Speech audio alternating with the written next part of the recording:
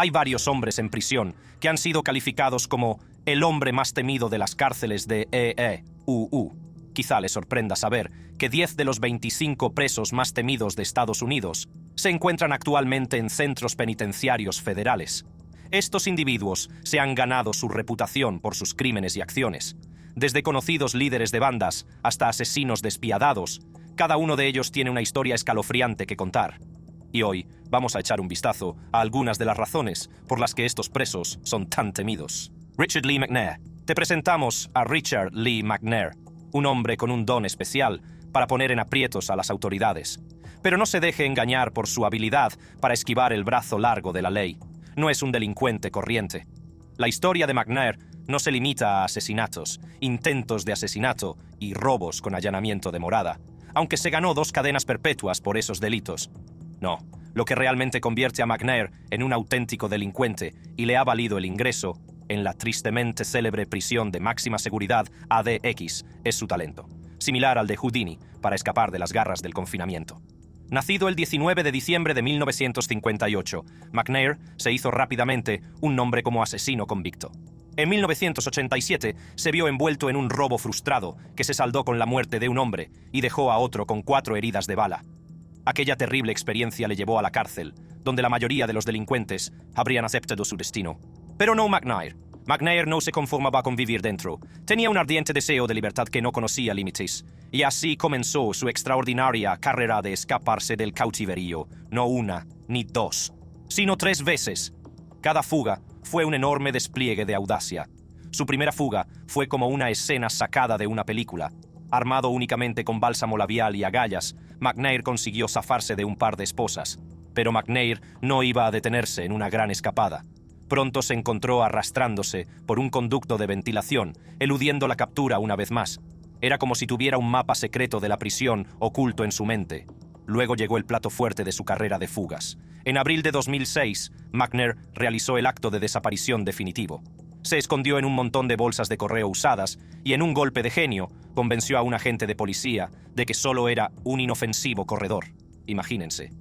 Esta audaz huida le valió a McNair un puesto en la lista de los más buscados de Estados Unidos, lo que le convirtió en uno de los fugitivos más buscados del país.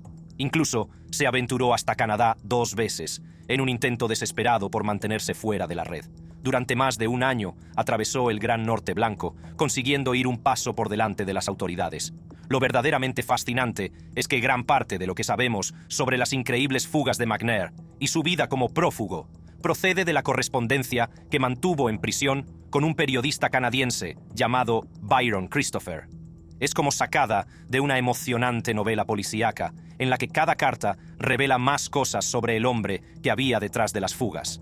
Así que, aunque los delitos iniciales de McNair le llevaron a la cárcel, fue su asombrosa habilidad para desafiar el confinamiento lo que le aseguró un puesto en la legendaria prisión de máxima seguridad ADX. Esto demuestra que los criminales de la vida real pueden ser tan cautivadores como los personajes que vemos en la gran pantalla. Dennis Rader. Permítanme presentarles a un hombre que responde al nombre de Dennis Lynn Rader, pero puede que lo conozcan mejor como BTK, que significa atar, torturar, matar. Este hombre nació en Pittsburgh, Kansas, el 9 de marzo de 1945. Sus padres eran Dorothea May Rader, contable, que falleció el 14 de octubre de 2007, y William Elvin Rader, que trabajaba para el servicio de gas de Kansas, pero que había fallecido hacía tiempo, el 27 de diciembre de 1996. Dennis era el mayor de los 4 hijos de la familia Rader, y todos crecieron en Wichita. Pero aquí es donde las cosas dan un giro enorme. Dennis no tuvo la infancia más enriquecedora. Sus padres estaban siempre ocupados con el trabajo, así que él y sus hermanos no recibían mucha atención en casa. Dennis se sentía especialmente ignorado por su madre y, bueno, le guardaba rencor por ello. De joven, Dennis tenía pensamientos muy perturbadores. Tenía fantasías retorcidas sobre lastimar a mujeres atrapadas e indefensas. Y como si eso no fuera suficientemente malo, tenía un lado realmente desordenado. Ya saben, zosadismo. Este tipo torturaba, mataba e incluso ahorcaba animales pequeños. Quiero decir, en serio, ¿quién hace eso? Pero eso ni siquiera es lo peor. Entre 1974 y 1991, Rader aterrorizó Wichita y Park City, Kansas. Es responsable de al menos 10 espantosos asesinatos y no discriminaba mucho, aunque sus objetivos favoritos eran las mujeres. Las ataba, a veces utilizando objetos que encontraba en sus propias casas, y luego las asfixiaba con una bolsa de plástico o las estrangulaba con una ligadura. Este tipo también coleccionaba recuerdos de sus víctimas, como su ropa interior, documentos de identidad y objetos personales. Y aquí está la parte loca. Enviaba estas espeluznantes cartas a la policía y a los medios de comunicación, jactándose de sus actos enfermizos. El tipo tenía un enfermizo sentido de la satisfacción de atormentar a todo el mundo. Ahora, después de 13 años de descanso de sus actividades retorcidas, comenzó a enviar esas cartas burlonas de nuevo en 2004. Pero, ¿adivinen qué? Eso fue lo que le llevó a la perdición. En 2005, por fin lo atraparon mientras paseaba cerca de su casa en Park City. Un agente le preguntó si sabía por qué se dirigía al centro, y él contestó algo así como: «Oh, tengo sospechas de por qué». Después de eso, registraron su casa, su coche e incluso los lugares que frecuentaba, como la iglesia a la que acudía y su despacho en el ayuntamiento. Encontraron todo tipo de pruebas, como material informático, un par de medias negras escondidas en un cobertizo y un misterioso recipiente cilíndrico. Y así, amigos míos, es como pusieron fin al reinado de terror de BTK. Hoy, Dennis Lynn Rader vive sus días en el Correctional de El Dorado, donde cumple 10 cadenas perpetuas consecutivas. Jason Barnum. Es 2012 y todos los ojos, literalmente, están puestos en un criminal estadounidense llamado Jason Barnum. Este tipo, que tenía 37 años en ese momento, entra en un tribunal. ¿Y qué es lo primero que se nota? Bueno, su ojo derecho no es exactamente lo que uno esperaría. No es un hoyo normal, es un lienzo para un tatuaje. Sí, lo has oído bien. Tiene el blanco del hoyo tatuado. No es de extrañar que le pusieran el apodo de Eyebal. Ahora, vamos a rebobinar un poco. Jason Barnum había sido bastante problemático durante la mayor parte de su vida. Los problemas tenían la costumbre de encontrarlo, pero esta vez se encontró en un mundo de ellos. ¿Por qué?, te preguntarás. Bueno, todo sucedió en Anchorage, Alaska.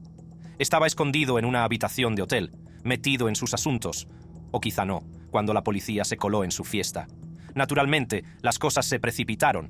Barnum, que no era de los que se echaban atrás, decidió usar su pistola. Se oyeron disparos, y cuando el humo se disipó, un agente de policía había resultado herido, y Barnum tenía un nuevo agujero de bala en el brazo derecho. ¡Auch!, ¿verdad? Pero eso no fue todo. Nuestro hombre fue rápidamente esposado, sacado de la habitación del hotel y colocado en una camilla para un viaje no muy agradable al hospital. Bueno, no se puede disparar a un policía y esperar un día de spa, ¿verdad? En 2015, el martillo de la justicia cayó sobre Jason. Fue condenado y oficialmente abofeteado con una sentencia de 22 años. El fiscal adjunto Clint Campion lo explicó todo. Barnum se había declarado culpable de intento de asesinato, mezclado con un poco de robo en primer grado y espolvoreado un poco de mala conducta con armas en tercer grado por si acaso. Ahora, aquí es donde la historia va cuesta abajo, algo que ni siquiera Hollywood pudo guionizar. Los rumores empezaron a circular por todo el mundo, creando más revuelo que una colmena en un picnic de verano. Algunos afirmaban que el padre de Barnum no era otro que un querido actor estadounidense. ¿Se lo imaginan? De un globo ocular tatuado a la realeza de Hollywood en una frase. Pero aquí está la primicia. Directamente del departamento de desmentir rumores. No, su padre no era un actor famoso. A veces, en Internet se inventan estas historias disparatadas y la gente se las traga como si fueran palomitas en el cine. La verdad es que cuando se trata de la ubicación exacta de un tipo como Jason Barnum, las autoridades tienden a jugar sus cartas cerca del pecho. Sin embargo, su supuesto perfil de Facebook dice que ha estado cumpliendo condena en el centro correccional de Spring Creek, en Seward, Alaska.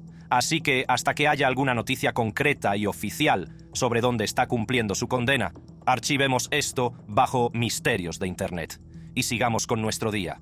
Después de todo, tenemos muchas otras historias salvajes que explorar, ¿verdad? Joseph James DeAngelo. Nacido el 8 de noviembre de 1945, este tipo llevaba muchos sombreros, y no lo digo en sentido figurado. Fue un camaleón en la vida real, asesino en serie, violador, ladrón, expolicía e incluso mecánico. Pero no nos adelantemos, hay toda una historia que contar. Entre 1974 y 1986, DeAngelo protagonizó una espeluznante matanza por toda California. Acumuló un historial escalofriante, al menos 13 asesinatos, 51 violaciones y la asombrosa cifra de 120 robos. Es el tipo de cosas de las que están hechas las pesadillas. No se limitó a aterrorizar a un solo lugar, sino que cometió 3 delitos distintos que mantuvieron en vilo a California. La prensa no podía seguir el ritmo de sus cambios de ubicación, por lo que le dieron diferentes apodos para cada uno. En el Valle de San Joaquín se le conocía como el saqueador de Visalia. Luego se trasladó a Sacramento, donde se convirtió en el violador de la zona este, pero no se detuvo ahí. Su modus operandi le llevó a cometer más ataques en Stockton, Modesto y el condado de Contra Costa. Pero espera, hay más. DeAngelo aún no había terminado. Extendió su reino del terror a los condados de Santa Bárbara, Ventura y Orange, ganándose el apodo de acosador nocturno. Más tarde, para evitar confusiones con otro asesino en serie llamado Richard Ramírez, al que también llamaban acechador nocturno, tuvieron que inventar acechador nocturno original para DeAngelo. Este tipo no se limitaba a cometer actos atroces, sino que se dedicaba a provocar y amenazar. Hacía llamadas obscenas e incluso enviaba cartas espeluznantes tanto a sus víctimas como a la policía. La audacia de este tipo no tenía límites. Las autoridades llevaron a cabo una investigación que duró décadas, con varios sospechosos absueltos gracias a pruebas de ADN, coartadas y un trabajo detectivesco a la vieja usanza. En 2001, por fin ataron cabos y se dieron cuenta de que el violador de la zona este y el acosador nocturno original eran la misma persona. Fue entonces cuando se acuñó el término ER-ONS, pero fue la escritora policíaca Michelle McNamara quien realmente llamó la atención del mundo cuando lo bautizó como el asesino del Golden State en 2013. Parecía sacado de una novela negra. Luego, en 2016, el FBI y las fuerzas del orden locales fueron a por todas, ofreciendo una recompensa de $50,000 para capturar al Golden State Killer. El gran avance llegó finalmente en 2018, cuando las pruebas de ADN condujeron a la detención de DeAngelo y utilizaron la genealogía genética forense para identificar a los miembros de su familia. Aquí está el truco. Debido al Estatuto de Limitaciones de California, no pudieron acusarlo por las violaciones de la década de 1970, pero lo acusaron de 8 cargos de asesinato en primer grado, gracias a las pruebas de ADN. En junio de 2020, DeAngelo admitió sus horribles crímenes como parte de un acuerdo con la fiscalía, lo que le libró de la pena de muerte. También confesó otros delitos, incluidas las violaciones de antaño. La cadena perpetua sin libertad condicional del tipo fue sellada el 21 de agosto de 2020. John Wayne Gacy parecía un tipo corriente, pero tenía un lado siniestro que pondría los pelos de punta a cualquiera. Gacy no era un tipo corriente, sino un asesino en serie y delincuente sexual estadounidense, una pesadilla en la vida real. Dejó un rastro de terror en el municipio de Norwood Park, cerca de Chicago, donde cometió atrocidades contra al menos 33 jóvenes de ambos sexos. Pero lo que resulta aún más escalofriante es cómo obtuvo su espeluznante apodo, el payaso asesino. Antes de que se descubrieran sus monstruosos crímenes, Gacy tenía una actividad paralela que pondría la piel de gallina. Solía actuar como payaso en público. Imagínense, un asesino escondido detrás de una máscara de payaso. Ahora, vamos a entrar en los detalles sombríos de sus horribles actos. Gacy hacía todo su trabajo sucio en su casa estilo rancho, pero no se limitaba a coger a sus víctimas al azar en la calle. No, tenía un método más espeluznante. Las invitaba a su casa, fingiendo enseñarles un truco de magia. Bastante inocente, ¿verdad? Pero entonces les ponía las esposas, y la pesadilla comenzaba. Haría lo inimaginable, violaría, torturaría y atormentaría a sus indefensas cautivas. Y luego acababa con sus vidas de las formas más aterradoras, como la asfixia o el estrangulamiento con un garrote. Da miedo pensar en ello, te lo digo. Pero lo más espeluznante es que Gacy tenía la horrible costumbre de enterrar a sus víctimas debajo de su casa, en el sótano. ¿Pueden creerlo? 26 vidas inocentes escondidas bajo el suelo, atrapadas para siempre, y no se detuvo ahí. Otras 3 pobres almas fueron enterradas en otro lugar de su propiedad, y 4 fueron arrojadas a las oscuras aguas del río Des Plaines. Pero Gacy también tenía un pasado oscuro. En 1968 fue condenado por la sodomía de un adolescente en Waterloo, Iowa. Fue condenado a 10 años de prisión, pero acabó cumpliendo solo 18 meses. Es como para hervir la sangre. Se cobró su primera víctima en 1972, y a finales de 1975 ya se había cobrado 2 vidas más. Los horrores se intensificaron tras divorciarse de su segunda esposa en 1976. Es como si el fin de su matrimonio hubiera desatado en él un lado aún más oscuro. Pero la justicia no tardó en alcanzarle y, en 1978, un adolescente llamado Robert Piest, de Des Plaines, desapareció. Fue entonces cuando la investigación condujo directamente a la puerta de Gacy. El 21 de diciembre de 1978 fue detenido y el mundo respiró aliviado. La condena de Gacy por la asombrosa cifra de 33 asesinatos, todos ellos cometidos por un solo individuo, estableció un sombrío récord en la historia jurídica de Estados Unidos. Fue condenado a muerte el 13 de marzo de 1980 y el mundo esperó el día en que se enfrentaría al castigo definitivo. Finalmente, el 10 de mayo de 1994, se hizo justicia y fue ejecutado mediante inyección letal en el Centro Correccional de Stateville. Ted John Kaczynski, nacido el 22 de mayo de 1942 en el apacible mundo de las matemáticas, Theodore John Kaczynski tenía ante sí un futuro prometedor. Pero la vida tenía otros planes. Era un genio de las matemáticas, un auténtico prodigio. Pero en 1969 hizo algo inesperado. Abandonó su carrera académica. En lugar de perseguir fórmulas y teoremas, optó por algo completamente distinto, un estilo de vida primitivo. Eso sí que es una bola curva. Entre finales de los 70 y mediados de los 90, John aparece bajo una luz completamente nueva. No era solo un matemático, se había convertido en un terrorista doméstico. Durante esos años, cometió actos impensables. Mató a 3 personas e hirió a otras 23 en una oleada nacional de atentados con bombas en el correo. ¿Sus objetivos? Personas que creía que estaban impulsando la tecnología moderna y destruyendo la madre naturaleza. John escribió un manifiesto de 35.000 palabras titulado La sociedad industrial y su futuro. Era más que una simple perorata, era una crítica social en toda regla. En él, arremetía contra la industrialización, daba la patada al izquierdismo y defendía un tipo de anarquismo que consistía en volver a la naturaleza. Ahora, en 1971, John hizo un acto de desaparición. Se mudó a una cabaña remota en la selva de Lincoln, Montana. Pero entonces, algo sucedió. Vio cómo la industrialización devoraba la naturaleza salvaje que rodeaba su cabaña y fue entonces cuando enloqueció. Decidió que tenía que hacer algo al respecto. Ese algo resultó ser el terrorismo y así nació el Unabomber. El FBI no podía tomar un descanso con este tipo. Desde 1979 hasta su arresto en 1996 estuvieron tras él, tratando de cazarlo. Llamaron al caso Unabomb, abreviatura de University and Airline Bomber, antes incluso de saber quién era. Los medios de comunicación simplemente lo recogieron y lo apodaron el Unabomber. En 1995, John envió una carta a The New York Times, haciendo una promesa escalofriante. Dijo que detendría el terror si publicaban su manifiesto. Argumentaba que sus atentados eran extremos, pero necesarios para llamar la atención sobre la erosión de la libertad y la dignidad humanas por las tecnologías modernas. El FBI y el fiscal general de Estados Unidos se involucraron y presionaron para que se publicara el ensayo, lo que finalmente ocurrió. He aquí el giro de la historia. El propio hermano de John, David, leyó el manifiesto y tuvo un presentimiento. Reconoció el estilo de escritura e informó de sus sospechas al FBI. Fue entonces cuando la red comenzó a estrecharse en torno al Unabomber. En 1996, por fin lo atraparon, y John, aún manteniendo la cordura, acudió a los tribunales.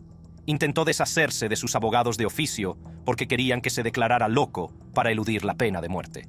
Al final, se declaró culpable de todos los cargos en 1998 y le impusieron 8 cadenas perpetuas consecutivas sin libertad condicional. Por desgracia, en 2023 se supo que John se había quitado la vida en prisión. Charles Edmund Cullen, fue un asesino en serie estadounidense que se escondió detrás de la misma profesión destinada a salvar vidas. Cullen no era el típico asesino, era enfermero, alguien de quien se esperaría que cuidara a los enfermos y vulnerables. Pero bajo ese uniforme de enfermero se escondía un corazón tan frío como el hielo. A lo largo de 16 horribles años de carrera, recorrió varios centros médicos de Nueva Jersey, dejando un rastro de muerte a su paso. El recuento de cadáveres es asombroso, amigos. Cullen confesó haber matado posiblemente a 40 pacientes, aunque las autoridades han confirmado al menos 29 de esos asesinatos. ¿Puedes hacerte a la idea? Un enfermero convertido en asesino en serie acechando en los hospitales, aprovechándose de la gente a la que se suponía que debía ayudar. Pero, ¿cómo salió a la luz esta truculenta historia? Bueno, Todo empezó el 12 de diciembre de 2003, cuando Cullen fue arrestado en un restaurante. Le imputaron un cargo de asesinato y otro de intento de asesinato. Pero eso era solo la punta del iceberg. El 14 de diciembre, durante un interrogatorio con los detectives de homicidios Dan Baldwin y Tim Brown, Cullen lo soltó todo. Admitió haber asesinado a Florian Gall y haber intentado matar a Jin Kyung Han, ambos pacientes del Somerset Medical Center. Y aquí viene lo más escalofriante. Mencionó que podría haber asesinado a 40 pacientes durante su oscura carrera. En abril de 2004, Cullen decidió declararse culpable ante el juez Paul W. Armstrong en un tribunal de Nueva Jersey. Admitió haber matado a 13 pacientes e intentado acabar con la vida de otros 2 mediante inyección letal. Como parte de un acuerdo con los fiscales, Cullen prometió revelar la verdad y cooperar con las autoridades. A cambio, estas acordaron no solicitar la pena de muerte por sus atroces crímenes. Un mes después, añadió más nombres a su lista de víctimas al declararse culpable del asesinato de otros 3 pacientes en Nueva Jersey. A medida que se desarrollaban los procedimientos judiciales, las preguntas se cernían sobre él. ¿Cómo podía alguien traicionar la esencia misma de su profesión, el juramento de no hacer daño? Y a medida que avanzaban los procedimientos judiciales, se hacía cada vez más evidente que las respuestas a estas preguntas eran tan inquietantes como los propios crímenes. El tipo no tenía remordimientos, incluso se burló del juez durante el proceso, gritando repetidamente: «¡Señoría! ¡Tiene que dimitir!». Se les fue tanto de las manos que tuvieron que amordazarle con tela y cinta adhesiva. Parecía sacado de una película de terror. Ahora, aquí es donde se pone aún más espeluznante. Como parte de su acuerdo de culpabilidad, Cullen accedió a trabajar con las autoridades para identificar a más víctimas. Puedes imaginar el horror de descubrir aún más vidas que él extinguió. Finalmente, el 2 de marzo de 2006, el juez Armstrong de Nueva Jersey condenó a Cullen a 11 cadenas perpetuas consecutivas. Así es, amigos, no es elegible para la libertad condicional hasta el 10 de junio de 2403, lo que lo convertiría en la friolera de 443 años de edad. Actualmente se encuentra en la prisión estatal de Nueva Jersey, en Trenton. David Berkowitz, nacido el 1 de junio de 1953, David Richard Berkowitz, se haría tristemente célebre como el hijo de Sam y el asesino del calibre 44, ganándose un lugar en la historia de los asesinos en serie estadounidenses. Esta siniestra saga comienza en las arenosas calles de Nueva York el 29 de julio de 1976. Berkowitz comenzó con un reino de terror, desencadenando una cadena de acontecimientos que atormentaría a la ciudad durante años. Pero conozca a este hombre antes de que se convirtiera en un nombre familiar. Berkowitz, neoyorquino de nacimiento, vivió muchas experiencias. Incluso sirvió en el ejército de los Estados Unidos. Pero algo oscuro le acechaba bajo la superficie. Armado con un revólver Bulldog del calibre 44 Special, se embarcó en una matanza que se cobró la vida de 6 personas inocentes y dejó heridas a otras 7 en julio de 1977. Nueva York nunca había visto nada igual.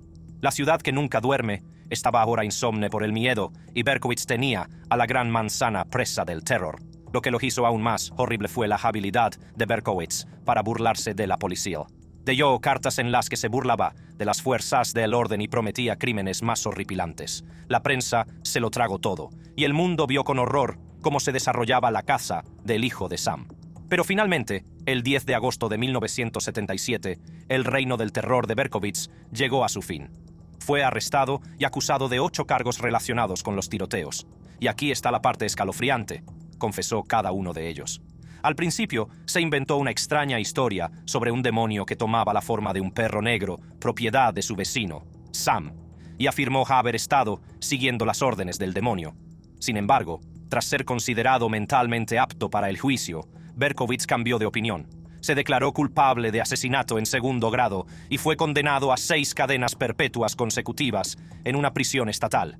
Incluso admitió que toda la historia del perro y el diablo no era más que un siniestro engaño. Era como si le divirtiera jugar con la mente de la gente. Pero ese no es el final de esta retorcida historia.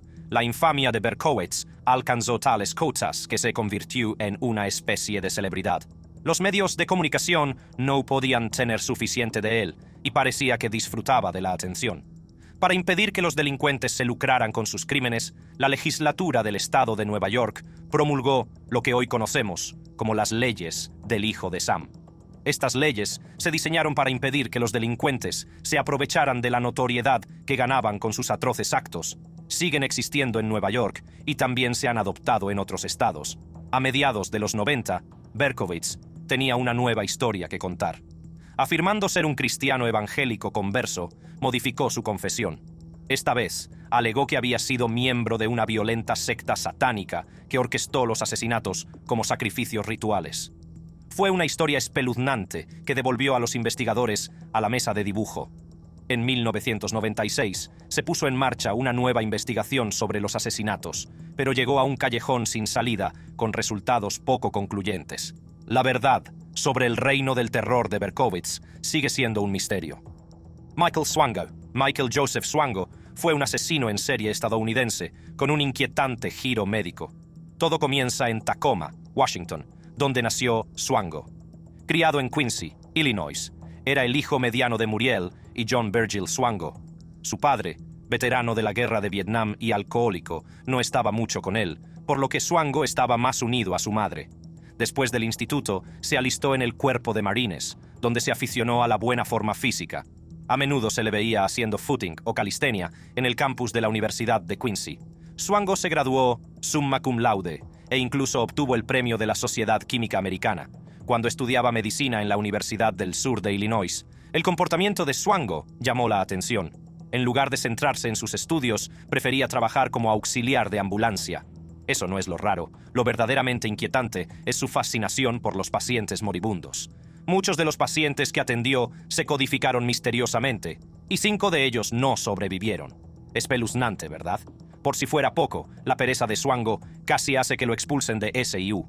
Fingió revisiones durante su rotación de obstetricia y ginecología, y sus compañeros lo sospecharon durante años. Sin embargo, la decisión dividida de un comité le permitió graduarse, pero iba un año por detrás de sus compañeros y tuvo que repetir algunas rotaciones. A pesar de una terrible evaluación, consiguió un puesto de interno en cirugía en el Ohio State University Medical Center en 1983. Aquí está el verdadero thriller. Los pacientes empezaron a morir a diestro y siniestro bajo la vigilancia de Swango, y las enfermeras notaron algo peculiar.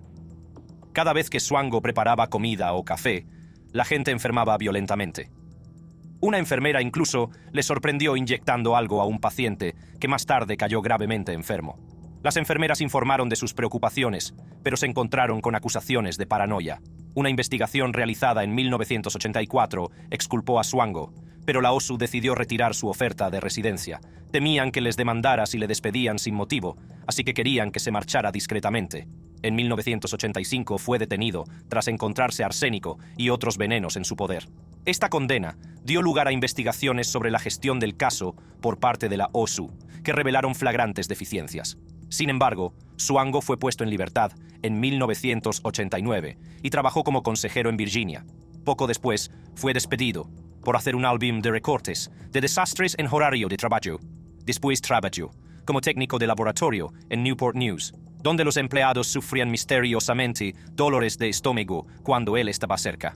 Swango, ahora conocido como Daniel J. Adams, intentó reingresar en el campo de la medicina con documentos falsificados.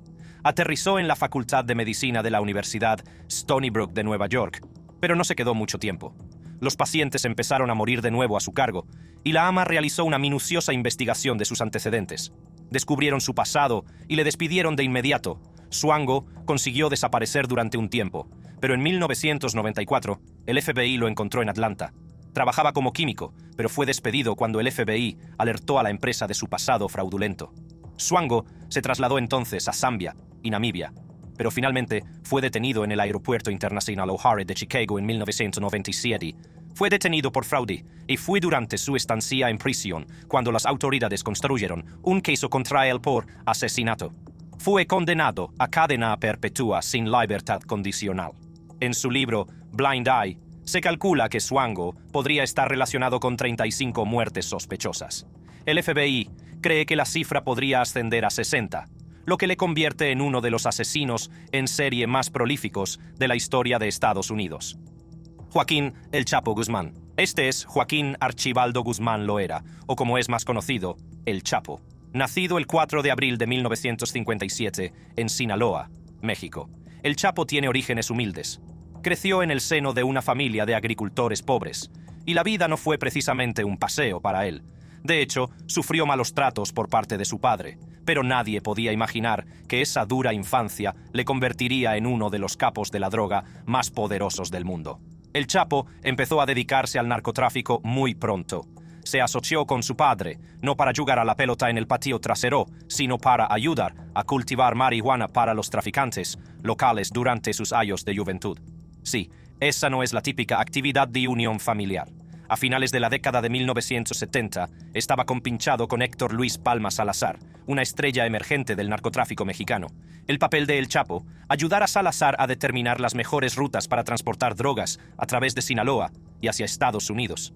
Era como un GPS para las sustancias ilegales. Pero eso fue solo el principio.